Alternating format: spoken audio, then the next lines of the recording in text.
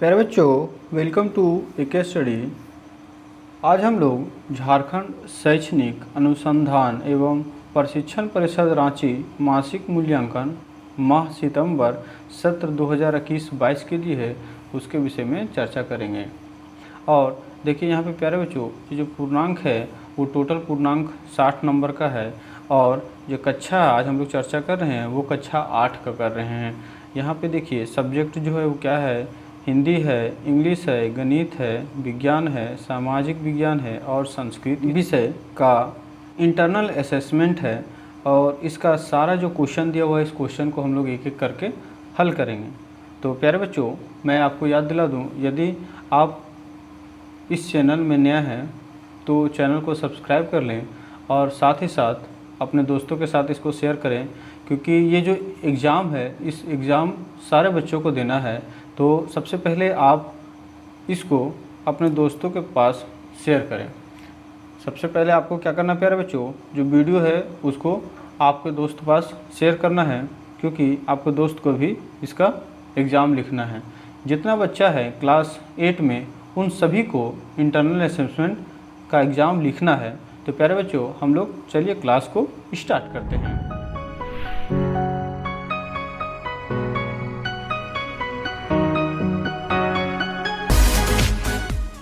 प्यारे बच्चों, देखिए यहाँ पे लिखा गया है, नीचे दिए गए गद्यांश को ध्यानपूर्वक पढ़िए और दिए गए प्रश्न संख्या 1 और 2 के उत्तर दीजिए। तो यहाँ पे देखिए प्यारे बच्चों, ये आपका गद्यांश है। मेरा जी पढ़ने में बिल्कुल ना लगता था, 1 घंटा भी किताब लेकर बैठना पहाड़ था। मौका पाते ही हॉस्टल से निकलकर मैदान में आ जाता और कभी कंकड़ियाँ उछालता, कभी कागज़ की तिलियाँ उड़ाता और कहीं कोई साथी मिल गया तो पूछना ही क्या, कभी 4 दीवार पर चढ़कर नीचे कूद रहे हैं, कभी फाटक पर सवार उसे आगे पीछे चलाते हुए मोटर कार का आनंद उठा रहे हैं। लेकिन कमरे में आते ही भाई साहब का रौद्र रूप देखकर प्राण सूख जाते हैं।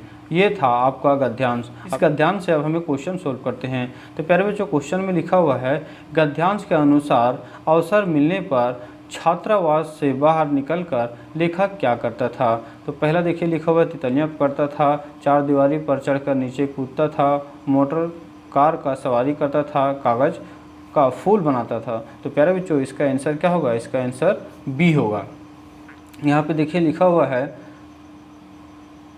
कभी 4 दीवारी पर चढ़कर नीचे कूद रहे हैं। ठीक है, तो इसका ऑप्शन क्या गया? क्वेश्चन नंबर 2 में लिखा हुआ है, भाई साहब का रौद्र रूप देखकर प्राण सूख जाते। यहाँ पर उल्लिखित शब्द प्राण के संबंध में कौन सा कथन सत्य है? तो आपको ए बी सी में दिया हुआ है, इसमें से बताना है। देखिए, प्राण का अर्थ जीव जंतु है। दूसरा में लिखा हुआ है प्राण शब्द स्त्रीलिंग है। तीसरा में लिखा हुआ प्राण शब्द पुल्लिंग है और इसका प्रयोग हमेशा बहुवचन में होता है। डी में लिखा हुआ है प्राण शब्द पुल्लिंग है और इसका प्रयोग दोनों वचनों में होता है। तो इसका आंसर क्या होगा प्यारे बच्चों? इसका आंसर सी होगा। सी होगा, प्राण शब्द पुल्लिंग है और इसका प्रयोग हमेशा बहुवचन में होता है। तो आई होप आपको ये समझ में आया। चलिए क्वेश्चन नंबर 3 बच्चों, क्वेश्चन 3 में लिखा हुआ है, निम्नलिखित शब्दों का संधि विच्छेद कीजिए। यहाँ पे लिखा हुआ है सज्जन। तो सज्जन का संधि विच्छेद क्या होगा प्यारे बच्चों? तो यहाँ पे होगा सत्य जोड़ जन। क्या होगा? सत्य जोड़ जन। और क्वेश्चन देखिए नेक्स्ट, इसमें लिखा हुआ है उल्लेख। तो उल्लेख का संधि विच्छेद क्या होगा प्यारे बच्चों? उत जोड़ लेख। उत जोड़ लेख। तो इसका हो गया उत जोड़ लेख। इसी में लिखा हुआ प्यारे बच्चों आगे उच्चारण। उच्चारण का संधि विच्छेद क्या होगा? उत जोड़ चारण। उत जोड़ चारण। उसके बाद आगे लिखा हुआ है श्वास। इसका संधि विच्छेद होगा प्यारे बच्चों उत, आधा है उत प्लस श्वास, है ना। तो प्यारे बच्चों, इस तरीके से क्वेश्चन 3 भी हमने कंप्लीट कर लिया। अब क्वेश्चन नंबर 4 की तरफ बढ़ते हैं। क्वेश्चन नंबर 4 में लिखा हुआ है, निम्नलिखित पंक्तियों का अर्थ स्पष्ट कीजिए। पूर्व चलने के बटोही बाट का पहचान कर ले, पुस्तकों में है नहीं छापी गई इसकी कहानी, हाल इसका ज्ञान होता है ना औरों की जबानी। प्यारे बच्चों, ये जो लिखा हुआ है गद्यांश, इसका बोला है निम्नलिखित पंक्तियों का अर्थ स्पष्ट कीजिए। तो इसका अर्थ होगा, क्वेश्चन 4 का उत्तर होगा, कवि का कहना है कि किसी भी रास्ते पर चलने के पहले यह अवश्य ज्ञात कर लेना चाहिए कि वह रास्ता लक्ष्य तक पहुंचाने वाला है अथवा नहीं।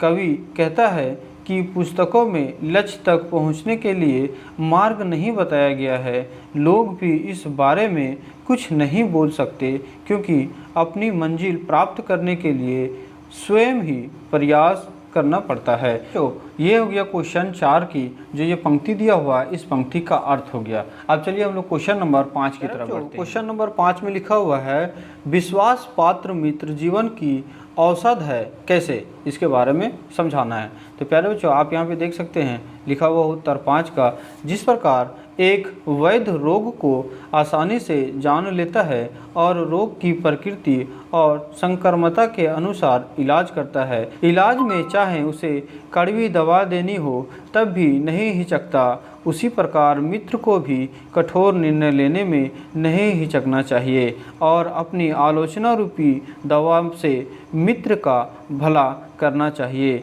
मित्र में माँ जैसा धैर्य होना चाहिए ताकि वह धैर्यपूर्वक मित्र को सच्चे मार्ग की ओर उन्मुख कर सके। मित्र में कोमलता भी होनी चाहिए, क्योंकि कोमल स्वभाव वाला ही किसी के दुख से द्रवित हो सकता है और उसके दुख को अपना दुख समझते हुए दुख को दूर कर सकता है। तो प्यारे बच्चों, ये हो गया 5। अब हम लोग इंग्लिश सब्जेक्ट में देखेंगे कि इसमें क्या क्या क्वेश्चन पूछा है और इस क्वेश्चन को आंसर देंगे। तो यहाँ पे क्वेश्चन नंबर 1 में लिखा हुआ है, what does the given statement talk about the soldiers in the chapter soldier CH in the place of wild roses. ये जो चैप्टर है प्यारे बच्चों, soldiers the place of wild roses, इस चैप्टर में ये जो लाइन लिखा हुआ है, इस लाइन का मीनिंग बताना है और इसमें बताना है कि ऑप्शन कौन सा दिया हुआ है। तो हम लोग पढ़ते हैं लाइन क्या दिया हुआ है। Soldiers call it general glacier, the generals call it a prestige issue. Option 1 में देखिए लिखा हुआ है, they are brave and courageous. B में लिखा हुआ है, they are talking about the ice caps. C में लिखा हुआ है, they are ready for supreme sacrifice for the love of their motherland. और डी में लिखा हुआ है प्यारे बच्चों, the value their service for humanity. तो इसका आंसर क्या हो जाएगा प्यारे बच्चों, इसका आंसर हो जाएगा सी वाला। कौन सा हो जाएगा इसका आंसर, इसका आंसर सी हो जाएगा, they are ready for supreme sacrifice for the love of their motherland. Next question में, what does the line and miles to go before I sleep. ये जो लाइन लिखा हुआ है, and miles to go before I sleep in the poem, poem का नाम है stopping by woods on a snowy evening means. इसका मतलब क्या है, इसमें देखिए लिखा हुआ है, lots of works are to be done by the poet before he die. B में लिखा हुआ है, rest is needed to do his work. C में लिखा हुआ है, the poet has to cover a long distance. D में लिखा हुआ है, the path is lengthy and the time is short. तो इसका आंसर क्या हो जाएगा प्यारे बच्चों, इसका आंसर हो जाएगा ए, यानी कवि को जो है बहुत सारे काम करना है और उसके बाद उसको। क्वेश्चन नंबर 3 में प्यारे बच्चों लिखा हुआ है, answer the following question is not more than 20 to 30 words. इस जो क्वेश्चन लिखा हुआ है, इस क्वेश्चन का आंसर लिखना है, लेकिन आपको 20 से 30 वर्ड्स के अंदर ही लिखना है, इससे ज़्यादा नहीं लिखना है। क्वेश्चन नंबर 1 में लिखा हुआ है, according to the poem Bharat our land name 2 things that make India unique और स्पेसिफिक। जो भारत आवर लैंड है उससे 2 थिंग्स लिखना है, उसमें क्या है जो इंडिया को यूनिक और स्पेसिफिक बनाता है। तो प्यारे बच्चों चलिए आंसर लिखते हैं। प्यारे बच्चों इसमें आंसर 3 का लिखेंगे, पहला लिखेंगे गंगा और दूसरा लिखेंगे उपनिषद। ठीक है, तो पहले गंगा के बारे में चर्चा करते हैं। लिखा हुआ है, the Ganga is a trans boundary river of Asia which follows through India and Bangladesh. The 2525 kilometers river rises in the western Himalayas in the Indian state of Uttarakhand and flows south and east through the Gangetic plains of North India into Bangladesh, where it empties into the Bay of Bengal, और ये बे of Bengal में क्या करता है, जाके मिल जाता है। Next दूसरा जब हम चर्चा करेंगे प्यारे बच्चों, वो करेंगे किसका, उपनिषद का। तो देखिए लिखा हुआ है द उपनिषद्स आर लेट वैदिक Sanskrit text of Hindus philosophy which form the foundations of हिंदुज़्म। ये हिंदुज़्म का एक है उपनिषद, उसमें लिखा गया है, और ये फिलोसफी है हिंदू का टेक्स्ट का, ठीक है। तो ये हो गया आपका। नंबर 4 में लिखा हुआ है राइट एन एप्लीकेशन लीव। आपको एक एप्लीकेशन लिखना है जिसमें छुट्टी लेना है। तो प्यारे बच्चों, हम लोग अभी स्कूल में हैं, तो स्कूल में हम लोग चिट्ठी किसके पास लिखते हैं, जो एप्लीकेशन लिखते हैं वो प्रिंसिपल के पास लिखते हैं। तो चलिए देखते हैं कैसे लिखते हैं। प्यारे बच्चों, सबसे पहले स्पेलिंग में हम लोग लिखते हैं to the principal government middle school. ये हम यहाँ पे प्यारे बच्चों मिडिल स्कूल बनासो हजारीबाग झारखंड का लिख रहा हूँ, आप अपना स्कूल का नाम यहाँ पे लिखिएगा, ठीक है। फॉर एग्जांपल के लिए हम ये स्कूल का नाम लिखे हुए हैं। उसके बाद आपको लिखना है प्यारे बच्चों सब्जेक्ट। सब्जेक्ट में क्या लिखना है, request one day leave for urgent piece of work. ये आप लिख सकते हैं सेम जैसे एजिट लिखा हुआ है, ऐसे ही एजिट आपको लिख देना है।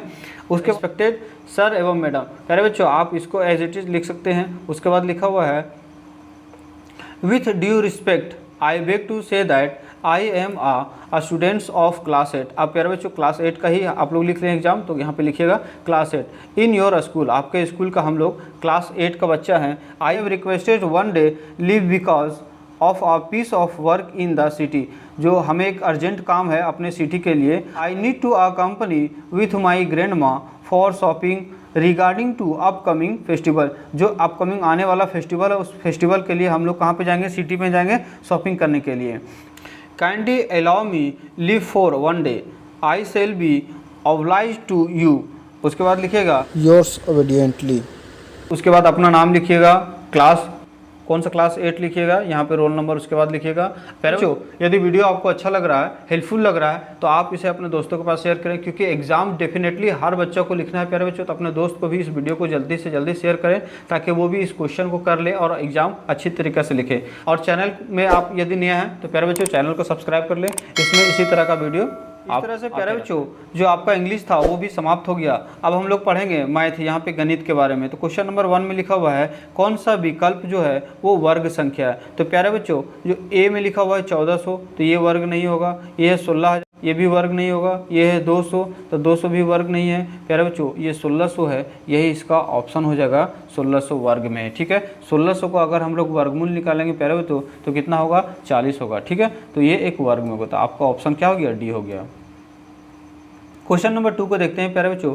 क्वेश्चन नंबर 2 में देखिए लिखा हुआ है 1 + 5 1 + 5 इक्वल टू कितना हो गया, 6 हो गया। 6 को 7 से जोड़ेंगे 13 हो जाएगा। 13 को 9 से जोड़ेंगे तो 22 हो जाएगा, और 22 को 11 से जोड़ेंगे तो 33। कितना आया प्यारे बच्चों, 33 आया। अब ऑप्शन में हम लोग चेक करेंगे 5 का स्क्वायर कितना हो, 25, तो ये नहीं होगा। बी में देखिए 6 का स्क्वायर करेंगे 36, ये भी नहीं होगा। 5 का स्क्वायर करेंगे तो 5 5 जो 25 + 3 28 होगा, ये भी नहीं होगा। तो ऑप्शन नंबर डी में यही होगा डेफिनेटली। फिर भी चेक कर लेते हैं। 6 का स्क्वायर करेंगे 6 6 36, और माइनस कर देंगे 3, तो 33 बचेगा। तो ऑप्शन क्या हो गया प्यारे बच्चों, इसका ऑप्शन डी हो गया।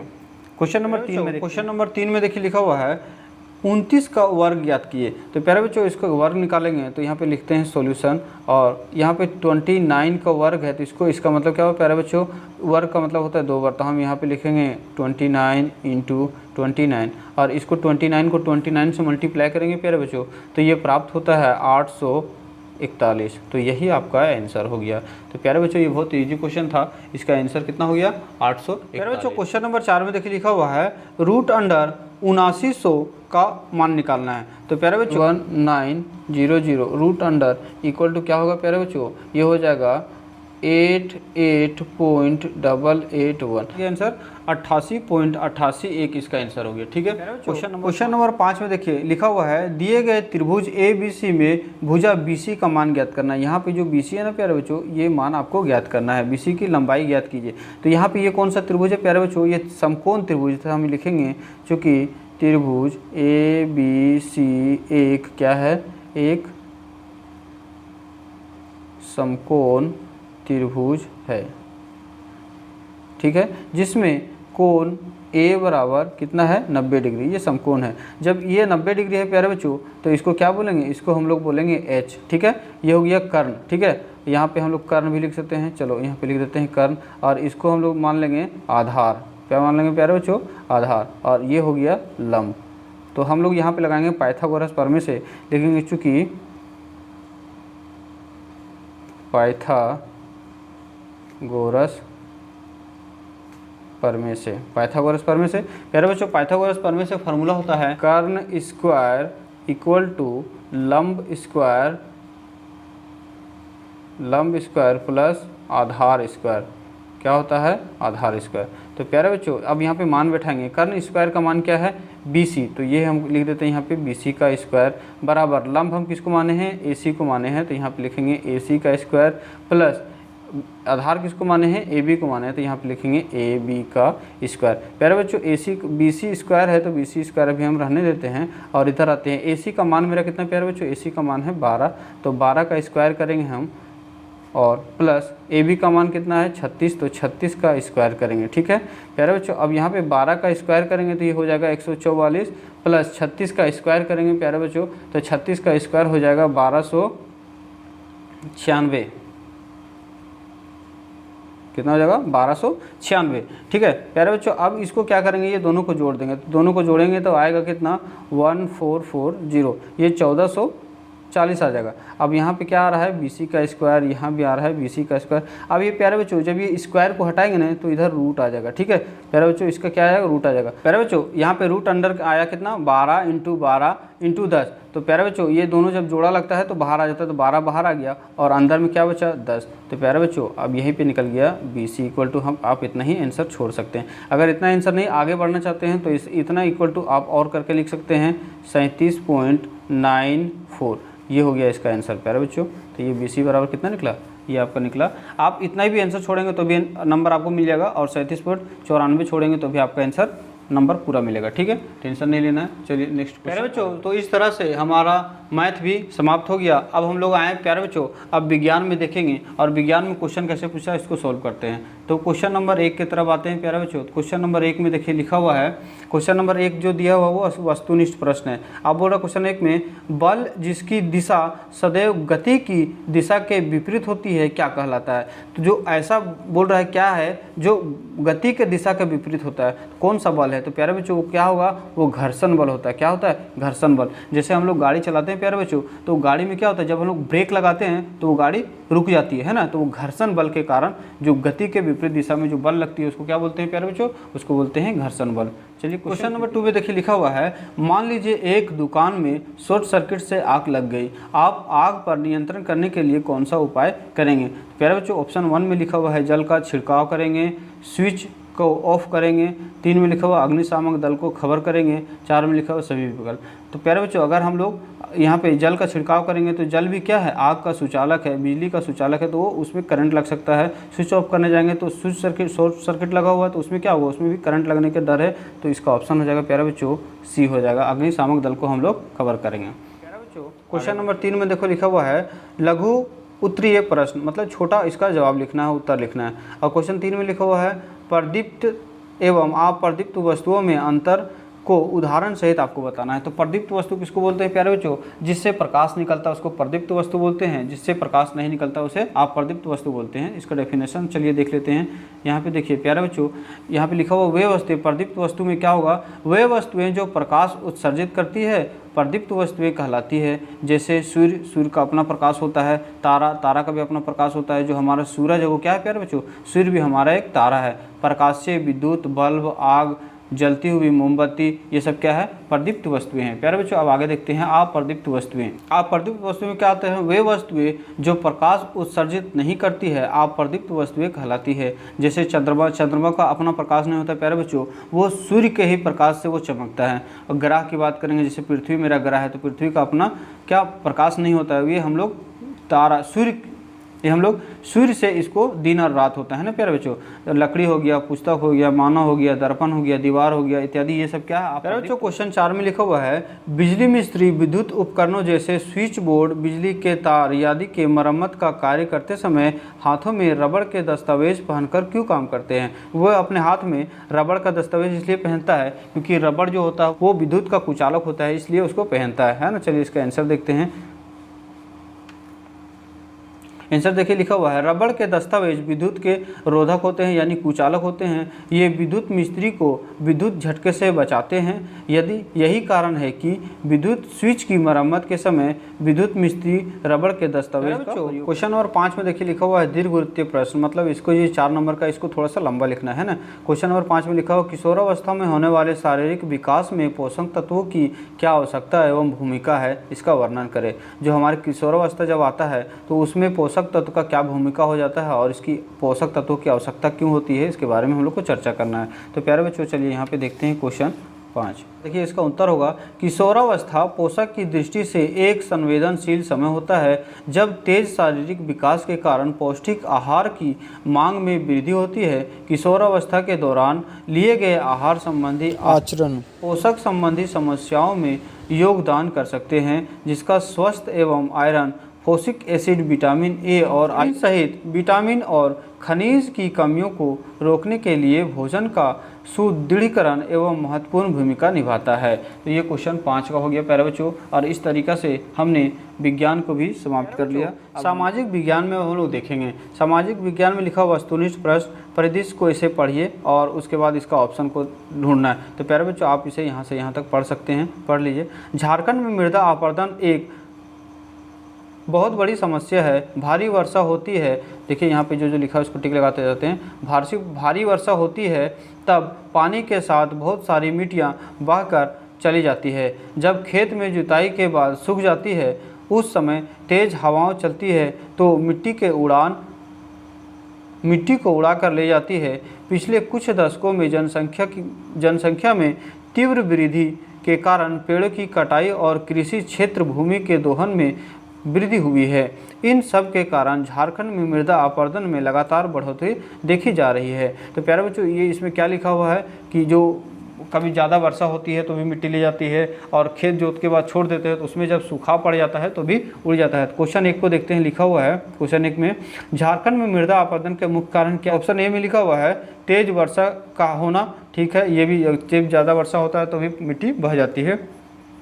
तेज़ हवाओं का चलना, ये भी ठीक है। पेड़ों की अधिक कटाई, प्यारे बच्चों जब पेड़ का भी कटाई होगा तो भी मृदा अपरदन होता है। तो इसका ऑप्शन क्या हो जाएगा प्यारे बच्चों, इसका ऑप्शन क्वेश्चन नंबर 2 में लिखा हुआ है अस्थाई बंदोबस्ती और महलवाड़ी व्यवस्था में आप क्या प्रमुख अंतर पाते हैं। और इसको देखना है कि बंदोबस्ती और महलवाड़ी व्यवस्था में क्या क्या अंतर है। तो ऑप्शन दिया हुआ है, इस ऑप्शन से हमको टिक लगाना है। तो पहला ऑप्शन में लिखा हुआ अस्थाई बंदोबस्ती के तहत जमींदार वर्ग का उत्थान हुआ और महलवाड़ी व्यवस्था का आधार ग्राम समुदाय को माना गया। ऑप्शन बी में लिखा हुआ अस्थाई बंदोबस्ती में राजस्व एकत्रित करने का अधिकार जमींदार को दिया गया था, जबकि महलवाड़ी व्यवस्था में राजस्व जमा करने की जवाबदेही गांव के मुखिया को सौंप दिया गया था। सी में लिखा हुआ अस्थाई बंदोबस्ती का क्षेत्र बंगाल, बिहार और उड़ीसा था, जबकि महलवाड़ी का क्षेत्र उत्तर प्रदेश, मध्य प्रांत और पंजाब था। तो प्यारे बच्चों इसका सारा ऑप्शन का सही दिया हुआ है, तो इसका ऑप्शन क्या हो जाएगा। क्वेश्चन नंबर 3 में देखिए प्यारे बच्चों, आपके राज्य में एक सामाजिक वर्ग के कुछ राजनीतिक मुद्दे हैं। अगर आप उस सामाजिक वर्ग का नेतृत्व करने वाले सदस्य में से हैं तो आप अपने मुद्दे को प्राप्त करने के लिए कौन सा तरीका अपनाएंगे। ये ऑप्शन दिया हुआ है, इसमें से कौन सा तरीका अपनाना है। तो ऑप्शन 1 में लिखा हुआ है संविधान सम्मत तरीके को, दूसरा में लिखा हुआ है अपने सामाजिक वर्ग द्वारा बनाए गए तरीकों को, तीसरा लिखा हुआ है विदेशी सरकारों द्वारा बनाए गए तरीकों को, 4 में लिखा हुआ अपने धार्मिक समुदाय को बनाए रखने के तरीकों को। तो इसका सबसे अच्छा ऑप्शन क्या होगा प्यारे बच्चों, ऑप्शन ए होगा। जो हमारा संविधान बोलता है उस संविधान के आधार हम लोग जो समस्या उस समस्या से निपटने का। 4 में लिखा हुआ है ऊर्जा के किन्हीं 4 गैर परंपरागत स्रोतों का उदाहरण सहित उल्लेख कीजिए, है ना। जो गैर परंपरागत स्रोत है उसके बारे में लिखना है और साथ में उसका उदाहरण भी देना है। तो प्यारे बच्चों इसका आंसर देखते हैं हम। क्वेश्चन 4 का आंसर है, देखिए ऊर्जा के गैर परंपरागत स्रोत में कौन कौन सा 4 लिख लेते हैं। पहले सौर ऊर्जा, पवन ऊर्जा, भूतापीय ऊर्जा और बायोमास ऊर्जा। अब इसको क्या करेंगे, एक एक करके डिफाइन करेंगे प्यारे बच्चों। तो आप यहाँ पे देखिए सौर ऊर्जा। सबसे पहले सौर ऊर्जा के बारे में पढ़ेंगे। सौर ऊर्जा का सर्वाधिक व्यापक एवं अपरिमित स्रोत है जो वातावरण में फोटोन के रूप में विकसित से ऊर्जा का संचार करता है। दूसरा देखेंगे पवन ऊर्जा। वायु की गति के कारण अर्जित ऊर्जा होती है। यह एक नवीकरणीय ऊर्जा स्रोत है। कई शताब्दियों से पवन का ऊर्जा स्रोत के रूप में प्रयोग होता रहा है, जैसे अनाज फटकने में पवन चालित नौकरियां आदि में। तो ये जो पवन ऊर्जा है ये क्या है, नवीन ऊर्जा है और इसका बहुत पहले से भी प्रयोग होता आ रहा है। ठीक है। इन है भूतापीय ऊर्जा। भूतापीय ऊर्जा प्रणाली के अंतर्गत भूगर्भित तापमान एवं जल की अभिक्रिया से गर्म वाष्प उत्पन्न कर ऊर्जा का उत्पन्न किया जाता है। इस प्रकार की प्रक्रिया के लिए अनेक प्रविधियां अपनाई जाती है।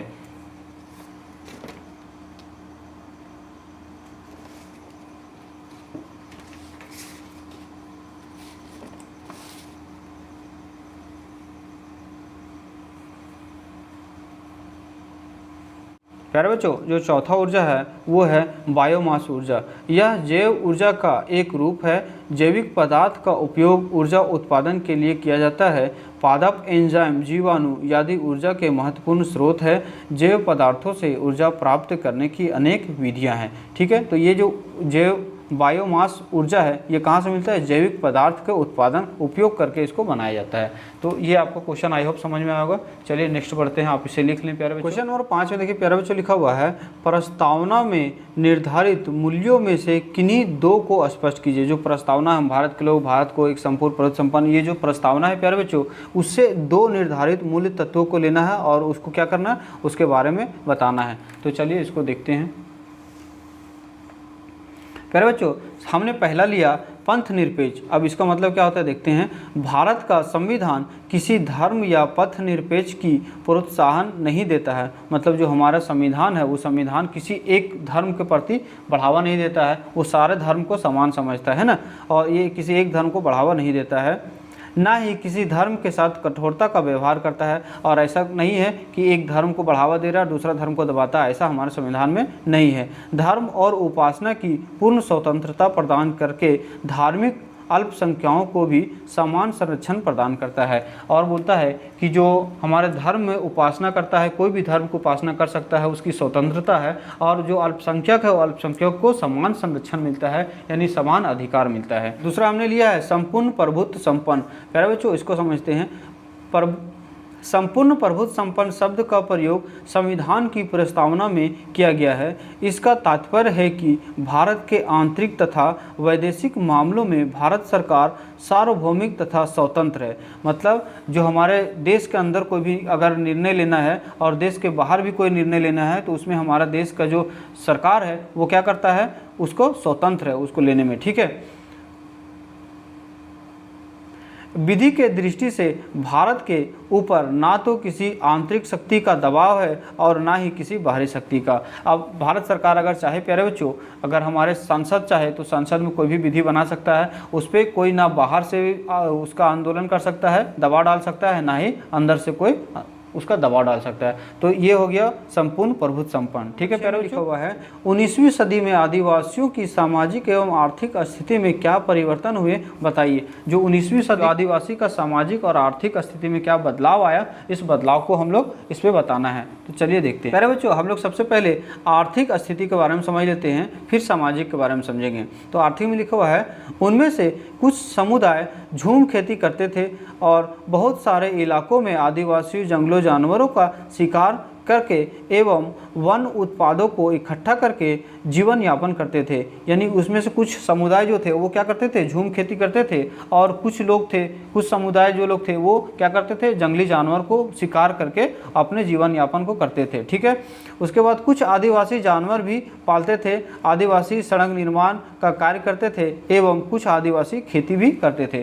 तो कुछ लोग क्या करते थे, कुछ लोग सड़क निर्माण करते थे, कुछ आदिवासी लोग क्या करते थे, खेती का भी काम करते थे। चलिए अब हम लोग समझ लेते हैं इसका। अरे बच्चों, सामाजिक में हम लोग पढ़ेंगे, सामाजिक आदिवासी समाज मिलजुल कर एक जगह रहने लगे थे एवं हल का इस्तेमाल करने लगे थे। अंग्रेजों के आने के बाद आदिवासी समाज में मुखिया का पद खत्म हो गया। जब हमारे भारत में अंग्रेज आए तो क्या हो गया, जो आदिवासी समाज था उसमें जो मुखिया का पद था वो क्या हो गया, समाप्त हो गया। व्यापारियों के उत्पाद को खरीदने एवं आदिवासी समाज में काम मिलने लगा। व्यापारी उत्पाद था वो खरीदने लगे और समाज में उसको काम मिलने लगा।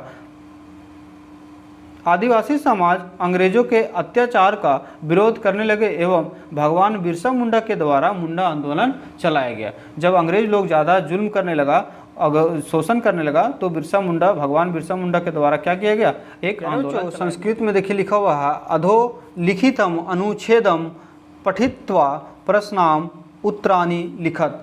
यहाँ पे जो प्रश्न ये लिखा हुआ है अनुच्छेद, इस अनुच्छेद को पढ़ने बोल रहा है और यहाँ पे जो प्रश्न दिया हुआ है उस प्रश्न का उत्तर देना है। तो प्यारे बच्चों, क्वेश्चन 1 को हम लोग पढ़ते हैं। यहाँ पे ये गद्यांश लिखा हुआ है, इस गद्यांश को आप ध्यान से पढ़िए। हम डायरेक्ट आते हैं क्वेश्चन में। लिखा हुआ है गंगा की दृषि अस्ति। अब इसका आंसर क्या होगा प्यारे बच्चों, इसका अनपानासिनी। प्यारे बच्चों, इसका ऑप्शन 1 हो जाएगा। क्वेश्चन नंबर 2 को देखते हैं। क्वेश्चन नंबर 2 में देखिए, ये भी ऑब्जेक्टिव क्वेश्चन है। क्वेश्चन नंबर 2 में लिखा हुआ है रम्या पर्वता अत्र विशेषण पदम किम अस्ति। बोल रहा है कि जो ये रम्या पर्वत है इसका विशेषण क्या होगा। तो इसका विशेषण क्या होगा प्यारे बच्चों, इसका ऑप्शन बी वाला हो जाएगा, रम्या। में लिखा हुआ है अस्माकम चीतम का प्रश्नाम करोति, जिसका ऑप्शन आंसर क्या होगा प्यारे बच्चों। तो देखिए यहाँ पे लिखा हुआ है अस्य देवस्य विदिता संस्कृति अस्माकम चित्त प्रश्ना करोति। तो इसका ऑप्शन यहाँ से आंसर हो जाएगा प्यारे बच्चों, यहाँ तक। ठीक है, इसका क्वेश्चन नंबर 3 का ये आंसर यहाँ पे दिया हुआ है। तो यहीं से आप इसको लिख लीजिएगा प्यारे बच्चों। हम यहाँ पे लिख देते हैं उत्तर 3 का, ये उत्तर दिया हुआ है 3 का, लिख लीजिए प्यारे बच्चों। क्वेश्चन नंबर 4 और ये लास्ट क्वेश्चन है, इसमें लिखा हुआ है, क्वेश्चन नंबर 4 में लिखा हुआ है अस्य अनुच्छेदाकृति उपर्युक्त शीर्षक संस्कृत भाषायाम लिखित। इसका जो उपर्युक्त एक शीर्षक लिखना है प्यारे बच्चों, ये जो गद्यांश लिखा हुआ है इस गद्यांश का एक उपर्युक्त शीर्षक लिखना है, अस्माकम भारत देशा। तो इसका यही वाला आंसर हो जाएगा प्यारे बच्चों। क्या हो जाएगा आंसर, अस्माकम भारत देशा। प्यारे बच्चों, हमने सफलतापूर्वक सारे क्वेश्चन को हल कर लिए। अब आपको प्यारे बच्चों अपने दोस्तों के साथ फैलाना है, क्योंकि ये जो एग्जाम है वो सभी को लिखना है प्यारे बच्चों। तो इसे जितना जल्दी हो सके अपने दोस्तों के साथ शेयर करें। For watching AK Study, always with you. Thank you.